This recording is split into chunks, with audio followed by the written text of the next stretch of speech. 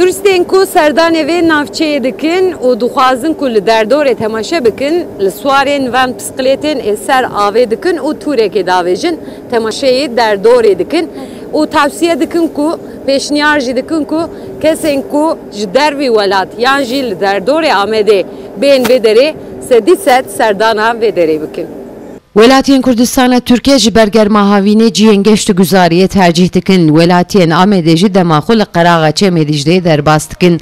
Bi bilindbûna nirxên dolarê jî turîstên biyanî û herêmî bêtir serdana Amedê dikin. Kesên ku tên Amedê ewlî serdana navçeya gelê bi navekî din egîla dîrokî dikin. Lewra bermayên dema Asûrî û Mervaniyan ji ber bendavê dibin avê de mane. Geştyarên ku tên navçeyê ewlî swarê kêştiyê dibin û li ser avê temaşeyê şikeftên dîrokî dikin. Li gor geştyaran tu pêwîstî nîne ku biçin bajarên ber behrê an bajarên Rojavayê Tirkiye. Vê derê xweş e. Hani gorî doxiyê binêrê Antalya, Bodrumê aratirmiş nake. Ciyê wa genelde televizyon nîşan bidin baş e. Ama zû yek nîşan nade. Bela Diyarbekirê lome. İstanbul'a yattım.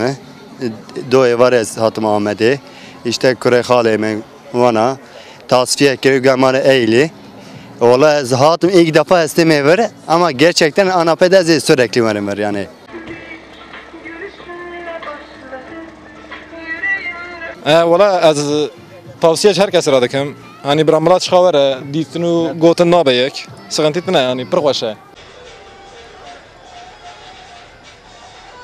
Li gor geştyaran mirov li navçeyê gelê bi navekî din Egîlê hemî xweşbîniyên xwezayê dibîne. Lewra dibêjin şikeftên li ser avê dîmenên bêhempa derdixeholê. Ji aliyê din ve jî ciyê turîstîk ji xelkên navçeyê bûye ciyekê deriyê qezencê.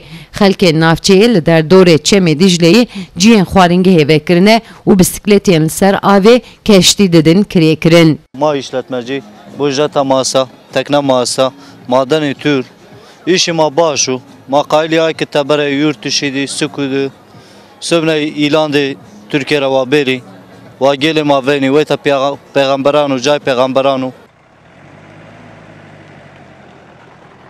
Navçeyê Egîlê bi ser Amedê re ye. 5 kilometre dûrî bajarê Amedê li qeraxa çemê Dicleyê bi cih bûye. Ji navçeyê re bi zimanê Kurdî gele bi Tirkî Egîl tê gotin. Ji aliyê din ve bajaroka pêxemberan jî tê gotin. Lewra tirbên gelek pêxemberan li derdorê navçeyê hene.